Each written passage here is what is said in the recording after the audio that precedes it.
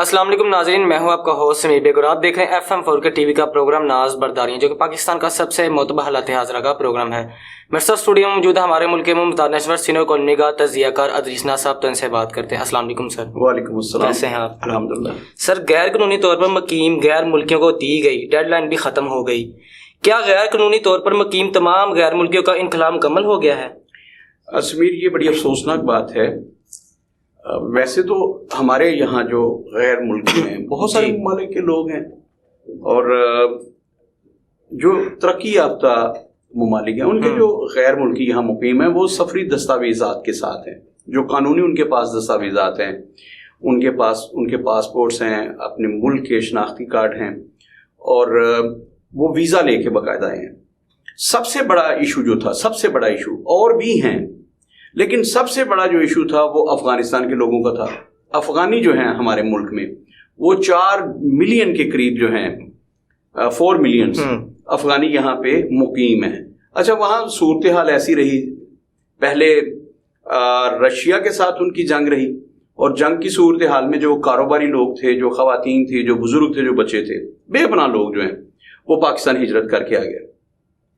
اس کی وجہ یہ کہ ایک تو پاکستان ان کا ہمسایہ ملک ہے، اسلامی بھائی ملک ہے، اور اس سے بڑی بات یہ کہ افغانستان کے ساتھ جو ہماری پٹی ہے وہ بھی چونکہ پشتو بولنے والے کے پختونوں کی ہے، اور افغانستان کے ساتھ ان کا جو رشتہ ہے وہ زبان کا بھی ہے تھوڑے فرق کے ساتھ، تو وہ سمجھتے ہیں کہ پاکستان ہمارا دوسرا گھر ہے۔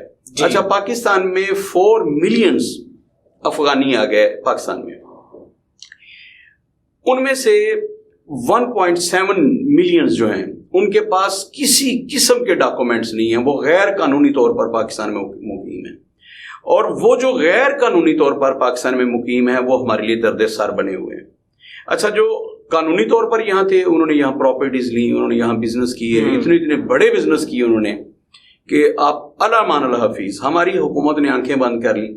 پھر وہ جو سمگلنگ میں وہ لوگ پڑے، افغانستان کے جو موسٹلی لوگ تھے، موسٹلی کہہ رہا ہوں، وہ سمگلنگ کے کاروبار میں ملوث ہیں۔ آپ نے دیکھا ہے کہ سمگلنگ شدہ چیزیں آتی ہیں یہاں پر پاکستان میں۔ آپ خیبر پختونخوا چلے جائیں، جو گاڑی یہاں 3 کروڑ کی ہے نا، یہاں پنجاب میں غیر قانونی طور پر کوئی رجسٹریشن نہیں اس کی، آپ کو وہاں سے 30-40 لاکھ روپے میں مل جائے گی۔ بڑی بڑی گاڑیاں، بڑی نان کسٹم گاڑیاں وہ آپ کو دے دیں گے۔ اچھا، اسی طرح یہاں پہ جو فریج ہے، جو یہاں 1.5 لاکھ کا فریج ہے، وہ وہاں آپ کو 20,000 کا مل جائے گا۔ تو ساری چیزیں، مطلب میں نے ایک موبائل دی ہے، وہاں پہ موبائلز کا یہ ہے، جو یہاں 6 لاکھ کا موبائل ہے وہاں آپ کو 50,000 کا بھی مل سکتا ہے۔ جینون موبائل، یہ نہیں ہے کہ وہ چھیاں والا چائنا کا بنا ہوا موبائل ہے، بالکل ویسا اوریجنل، وہ نان کسٹم ہے اور نان ڈیوٹی ساری چیزیں ہیں۔ تو افغانستانی جب یہاں پاکستان آئے نا تو انہوں نے ہماری معیشت کو شدید قسم کا نقصان پہنچایا۔ ہم اس چکر میں تھے کہ یہ ہمارے مسلمان بھائی ہیں اور مصیبت زدہ ہیں۔ پھر امریکہ کی اور افغانستان کی جنگ ہوتی ہے 9/11 کے بعد، جب امریکہ نے تورا بورا کو کارپیٹ بمباری کی۔ اچھا، وہ جنگ شروع ہوتی ہے، اس کے بعد پھر کثیر تعداد میں افغانی جو ہیں وہ پاکستان آ گئے۔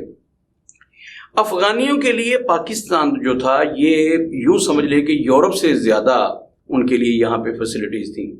یہاں پہ وہ چھلیب کا کاروبار کرنے والا، جوتے گھاڑنے والا جو تھا، وہ آپ کے یوں سمجھ لیں اگر ایمانداری سے کمایا جائے، مطلب آپ کے ڈی سی سے زیادہ پیسے وہ کماتا ہے۔ میں ایمانداری کی بات کر رہا ہوں کہ اگر آپ کے ڈی سی صاحب 3.5 لاکھ سیلری لے رہے ہیں نا، 3.25 لاکھ، تو افغانی جو ہے چھلیاں بیچ کر اس سے زیادہ پیسے کماتے ہیں۔ میں ان افغانیوں کی بات نہیں کر رہا ہوں جو آپ کو قسطوں پہ چیزیں دیتے ہیں، وہ پتہ ہے نا جو قسطوں پہ دیتے ہیں۔ اچھا، ایک تو 100% ان کی ریکوری ہوتی ہے، وہ آپ کے گھروں میں آتے ہیں اور آ کے چیزیں آپ کو سیل کر جاتے ہیں۔ بالکل انہیں کوئی پرواہ نہیں ہے، وہ نہ آپ سے کوئی آئی ڈی کارڈ لیتے ہیں، نہ انہیں کسی کی گارنٹی کی ضرورت ہے، نہ انہوں نے آپ سے رجسٹری لینی ہے۔ انہوں نے آپ کو چیزیں دینی ہے، فریج دے دیں گے، موٹر سائیکل دے دیں گے، آپ گاڑی لینا چاہتے ہیں وہ آپ کو گاڑی دے دیں گے، گھریلو جو بھی آپ کو سامان چاہیے وہ آپ کو دیں گے، اور بلکہ بازار سے سستے داموں دیں گے۔ اور میں نے تو ایسے لوگ بھی دیکھے ہیں جو آپ کو کہتے ہیں ان کے پاس وہ چیز نہیں ہے، وہ کہتے ہیں آپ آئیں میرے ساتھ، میں آپ کو بازار سے، وہ اپنے پلے سے دکان سے نقد خرید کے نا، مثال کے طور پر ایک موٹر سائیکل ہے وہ 1 لاکھ روپے کی، ایگزامپل دے رہا ہوں، وہ مارکیٹ میں جائے گا، وہ 1 لاکھ روپے کی موٹر سائیکل لے کے، آپ کی مرضی کی، آپ ساتھ جائیں گے نقد لے کے وہاں سے، وہ آپ کو انسٹالمنٹ پہ دے دے گا 1.25 لاکھ کی، 1,30,000 کی، پیسے اس نے قسطوں میں لینے ہیں۔ تو آپ کے سامنے جو چیز اس نے 1 لاکھ میں خریدی ہے آپ کو وہ دے رہا ہے 1,30,000 میں. 30,000 روپیہ اس کی پروفٹ ہے, لیکن وہ اس لیے لے رہا ہے کہ وہ آپ کو قسطوں پہ دے رہے ہیں, انسٹالمنٹس پہ دے رہا ہے. تو افغانستان کے لوگوں نے, جب ہم پڑھا کرتے تھے ہمارے زمانے میں, نیو کیمپس کی بات کر رہا ہوں, نیو اب تو باقاعدہ سامنے شاپس بن گئی ہیں نا, وہاں کارپیٹ ہیں, افغانی گالیچے ہیں, ایرانی گالیچے ہیں, بہت عالی شان قسم کے گالیچے اور قالین جو ہیں. اس وقت جب ہم پڑھا کرتے تھے 1996 1997 میں, پنجاب یونیورسٹی نیو کیمپس کے باہر انہوں نے تاریں لٹکائی ہوئی تھی ایک درخت سے دوسرے, اور ان پر کروڑوں روپے کے قالین جو تھے, وہ غلیچے جو تھے, وہ لٹکائے ہوتے تھے. انہوں نے بڑے بڑے, آپ کے حال نما کمرے جتنے بڑے, وہ غلیچے لٹکائے ہوتے تھے. اور میں اور عنایت حسین بھٹی مرحوم ایک روز وہاں سے گزر رہے تھے گاڑی میں, تو عنایت حسین بھٹی صاحب کہنے لگے آپ کو پتہ ہے یہ جو ایک بندے نے سامان لٹکایا ہوا ہے یہ کتنے کا ہوگا؟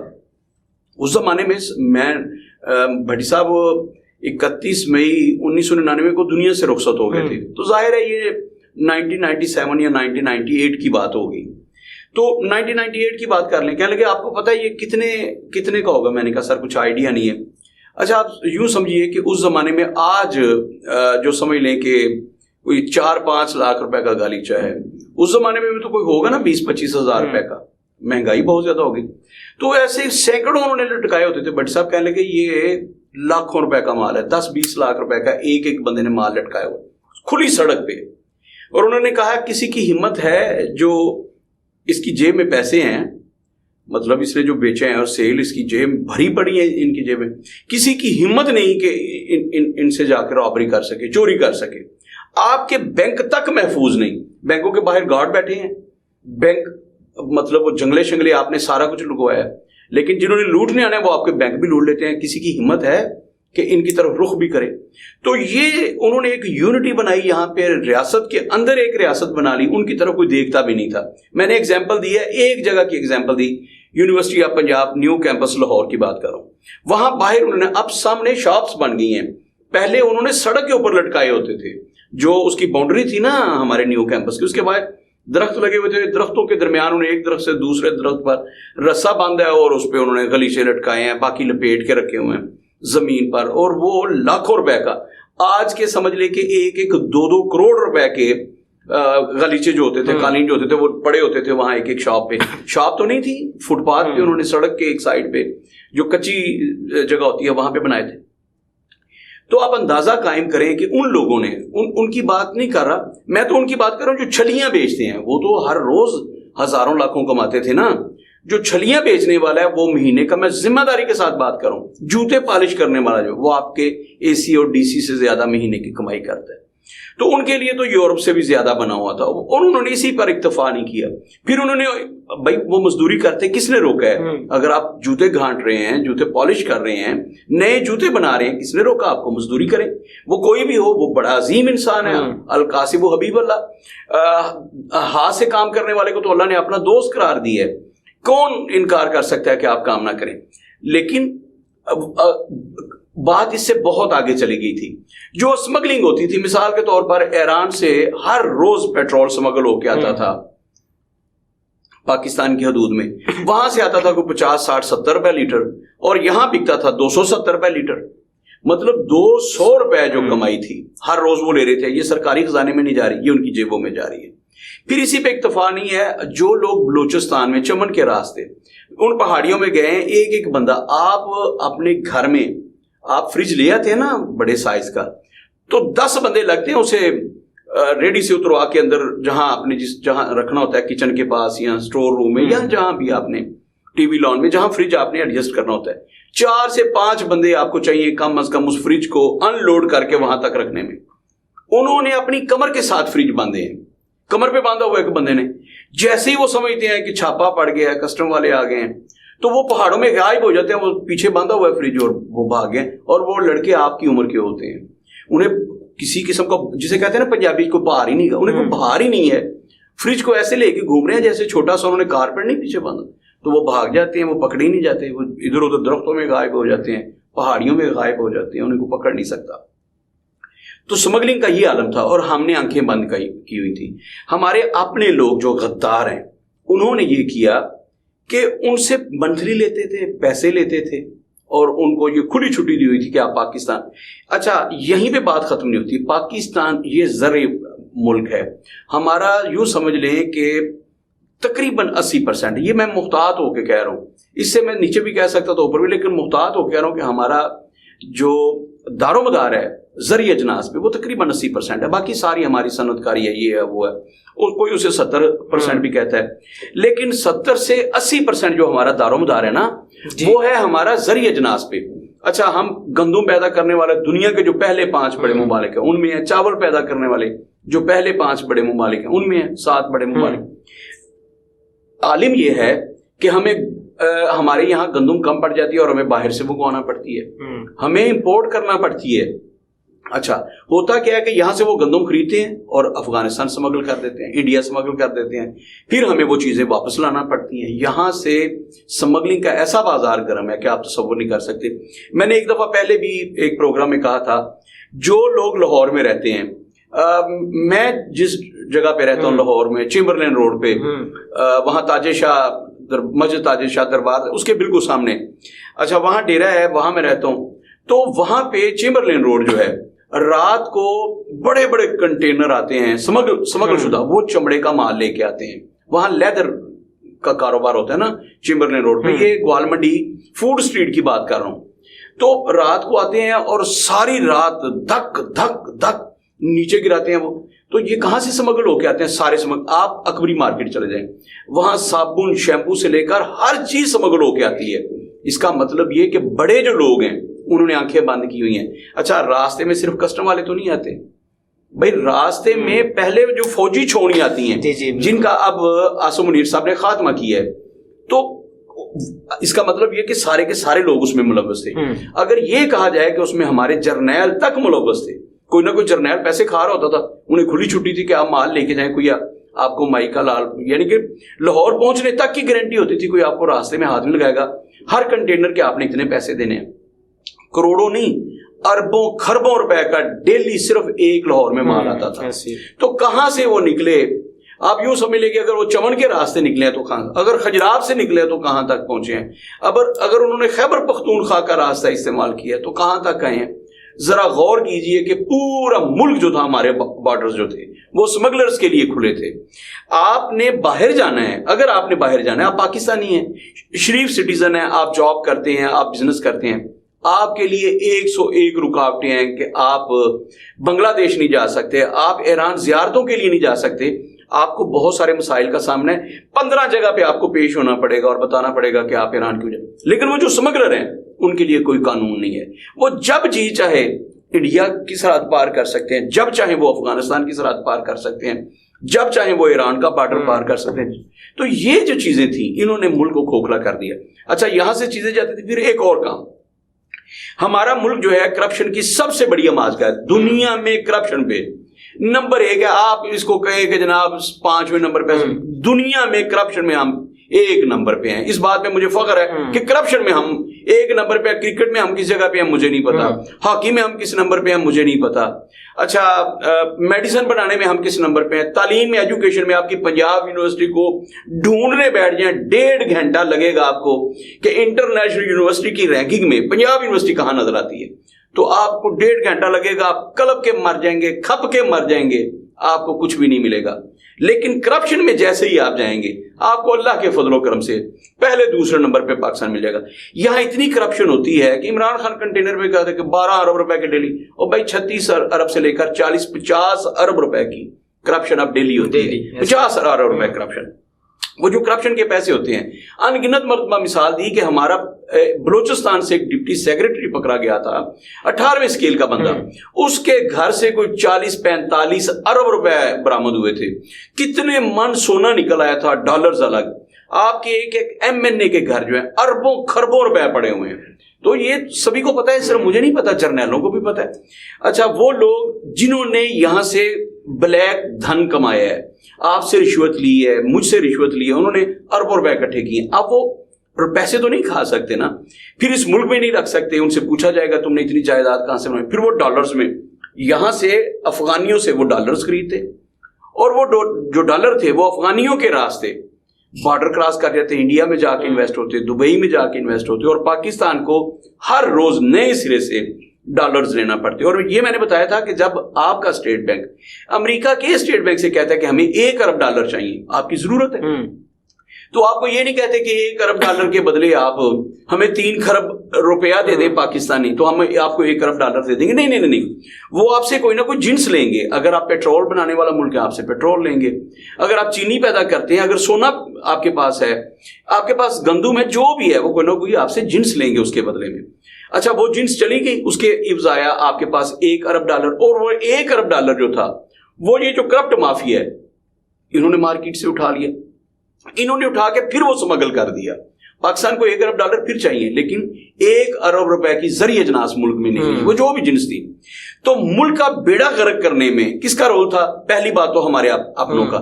मैं इसमें एक आपको कोट कर देता हूं एक बात। आज इंकशाफ हुआ और उन लोगों पे FIR दर्ज हुई हैं। उन्होंने अफगानिस्तान 16 लाख रुपया एक बंदे से लेकर 16 लाख रुपया एक बंदे से लेकर उनको पाकिस्तान के शनाख्ती कार्ड बना के दी जाए। अब वो 16 लाख तो क्या, वो तो 1 करोड़ रुपया देने को भी तैयार होंगे। पाकिस्तान उनके लिए, मतलब अमेरिका के लिए अगर आपको चाहिए ना, यूं समझिए कि 30 लाख रुपया चाहिए उसके वीजे के लिए। भाई पाकिस्तान, मैं हैरान उन बच्चों पे जो 40, 45, 50 लाख रुपया खर्च करके ऑस्ट्रेलिया या कनाडा जाते हैं। और अफगानियों से सीखो, अफगानी आपके मुल्क में रहने के लिए 20-20 लाख रुपए का, ये 16 लाख का तो इंकशाफ हो गया ना, ये 16 वो FIR हो गई है। 16 लाख रुपए उन्होंने दिया है कि हमें शनाख्ती कार्ड बना दे, पाकिस्तान की नेशनलिटी हमें दे दें। तो अब वो बोलते भी पश्तो हैं, हमारा सूबा है खैबर पख्तूनख्वा, तो कौन जज करेगा? कहां लिखा हुआ है कि ये अफगानी है? शक्ल से तो नहीं पता चलेगा जब तक मतलब उसके पास अगर दस्तावेजात सारी की सारी पाकिस्तानी है, उसके पास पाकिस्तान का शनाख्ती कार्ड हो, उसके पास डोमिसाइल पेशावर का हो, बन्नू का हो, मुनीर का हो, स्वाद का हो, तो भाई कौन जज करेगा ये कहां का है? उसके पास पासपोर्ट पाकिस्तान का हो, उसके बच्चों के जो डेट ऑफ बर्थ सर्टिफिकेट्स हैं वो मुतलका यूनियन काउंसिल की हो, तो कौन जज कर सकता है कि ये बंदा गैर मुल्की है? तो उनसे पैसे लेकर हमारे अपने जो गद्दार थे वो शनाख्ती कार्ड बनवा के दे रहे हैं। तो समीर आप गौर कीजिए, मैं उन पाकिस्तानियों के लिए जो डंकी लगा के बाहर जा रहे हैं और रास्ते में फिर कुत्ते की मौत मरते हैं। आपने पिछले दिनों देखा जंगलों में जैसे कुत्तों ने उन्हें बम्बोड़ के खाया है। और फिर वो जो कश्ती वाला मैटर है वो तो खैर अल्लाह माना, 350 बंदा जो है वो कश्ती की एक नजर हो गया। तो कुत्तों की मौत मार रहे हैं जंगलात में। आप गौर कीजिए कि हमारे साथ हो क्या रहा है जी। खैर मैं अर्ज कर रहा था कि हमारे अपने लोग जो हैं वो लाखों रुपया खर्च करके बाहर जा रहे हैं, डंकी लगा के बाहर जा रहे हैं, आपकी अपनी जान को हथेली पे रख के बाहर जा रहे हैं। जबकि अफगानिस्तान के लोग यहाँ पे जो मजदूरी करते हैं, जो छली बेचते हैं, मैं उसकी बात कर रहा हूँ, वो 16, 20 लाख रुपया देने को तैयार है कि मुझे पाकिस्तान से ना निकालें, मुझे पाकिस्तान में रहने दें, मुझसे 20 लाख रुपया रही है यहाँ की नेशनलिटी दें। तो खैर सूरत हाल इतनी तशवीशनाक बन चुकी है, इतनी अजीब सूरत हाल बन चुकी है, अल्लाह मान अल हफीज। तो याद रखिएगा, मैं दोबारा से चीफ ऑफ आर्मी स्टाफ से कहूंगा, आपने जो छड़ी घुमा रहे थे, हर रोज सोशल मीडिया पे ऐलान होता था कि आज डॉलर इतना नीचे आ गया है, आज इतने अफगानी वापस चले गए हैं। मुझे क्यों लग रहा है कि आपकी रफ्तार सुस्त पड़ गई है? मुझे क्यों लग रहा है ये जो शनाख्ती कार्ड बन रहे हैं अब, मुझे क्यों लग रहा है कि पाकिस्तान का मुस्तकबिल एक मरतबा फिर खतरे में है? अगर ये स्मगलिंग जारी रही, अगर यहां से गंदुम, चावल, कपास, चीनी स्मगल होकर जाती रही, मैं इस सीट पे बैठा हूं, मैं अल्लाह को हाजिर नजर जान के, खुदा की कसम, मुझे कहा गया था कि 6 लाख बैग्स हैं 50 किलो वाली चीनी के। मेरे इंतहाई करीबी दोस्त ने कहा कि 6 लाख बैग्स हैं, हम 2000 रुपया पर ईच बैग आपको देते हैं, ये स्मगल करवाना है आपने अफगानिस्तान। और मैंने कहा लानत भेजता हूं मैं ऐसी कमाई पे। मतलब आप क्या सोच के मेरे पास आ गए? आपकी हिम्मत कैसे पड़ी ये बात करने की? अच्छा मैंने तो उसे भगा दिया था, आपका क्या ख्याल है? ये 6 महीने पुरानी बात है, क्या वो 6 लाख जो बैग्स थे चीनी के वो अफगानिस्तान में नहीं गए होंगे? वो गए होंगे यकीनी तौर पर। यहां चीनी का शॉर्टफॉल है यार, हम चीनी के लिए तरस रहे हैं जी। हमारी मार्केटों से गायब हो जाती है, 200 रुपए किलो पे चली जाती है, और अफगानिस्तान आप स्मगल करते हैं, बाद में फिर वही महंगे दामों फिर वापस हमारे पास आती है। तो मैं चीफ ऑफ आर्मी स्टाफ से पहली बात तो ये कि जैसे हमारे सियासतदान नहीं अंपायर की उंगली का इशारा देख रहे होते हैं, भाई ये चीफ ऑफ आर्मी स्टाफ का काम नहीं है।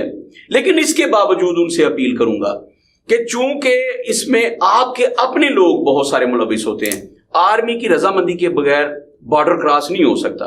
तो आपने जो 40 लोग पकड़े थे जो 40 चौकियों से, उनका क्या बना? एक तो कौम को आगाह किया जाए, दूसरा आपने क्या इसमें ठोस लाए अमल बनाया, कौम को एतमाद में लिए।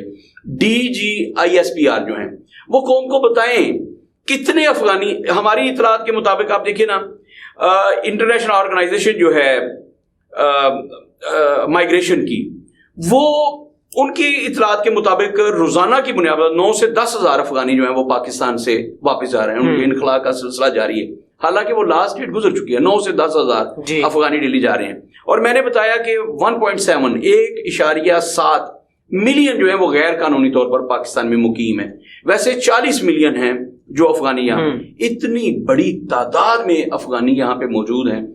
और जो गैर कानूनी तौर पर है, याद रखें जो लीगल है ना, वो भी इलीगल काम कर रहे हैं लीगल इधर, उनके पास सफरी दस्तावेजात हैं, वो अफगानिस्तान के बाशिंदे हैं लेकिन स्मगलिंग में मुलव्वस हैं वो। तो क्या लाहे अमल बनाया है हमारे चीफ ऑफ आर्मी स्टाफ साहब ने, क्योंकि ये जो निगरान है काकड़ लाकड़ और ये अकड़ बम्बड़ ये जो हमारे निगरान वज़ीर आला पंजाब हैं, वो बेचारा मोहसिन नकवी, उसको तो खैर जाने दें। मैंने कहा कि ये शहबाज शरीफ से अगले दर्जे का मदारीगर है। मैं बहुत दफा बात कर चुका, इनसे कोई तवक्को नहीं रखनी चाहिए कि ये कुछ करेंगे, इसने कुछ नहीं करना। वो आज उज़्बेकिस्तान पहुंचे हुए हैं जनाब हमारे निगरान वज़ीर आज़म साहब, उनके पास सिर्फ एक ही है यार, वो टिकटां 2 ले ले है ना, या मैनू रख ले कैलेंडर नाल, जी करदा है चला मैं तेरे नाल लम्मियां रूटां ते। उनकी सोच ये यहां तक महदूद है। एक तो ये है कि अगर तू जाना है तो मैनू टिकटां 2 ले ले, वो मंसूर मलंगी का जो गाना था, मैनू ले चल अपने नाल ते टिकटां 2 ले ले, वो तो कहता जिन्हें भी जाना है, वो जेड़ा बंदा भी जान लगे उन्होंने कहता 2 टिकटां ले ला, मैनू भी नाल ले जा। तो वो तो बस फेरे टोरे का बंदा है। मोहसिन नकवी जो है ये एक शोबदाबाज है, ये इसने सिर्फ आनियां जानियां दिखानी होती हैं कि आज मैं फलां हॉस्पिटल चला गया।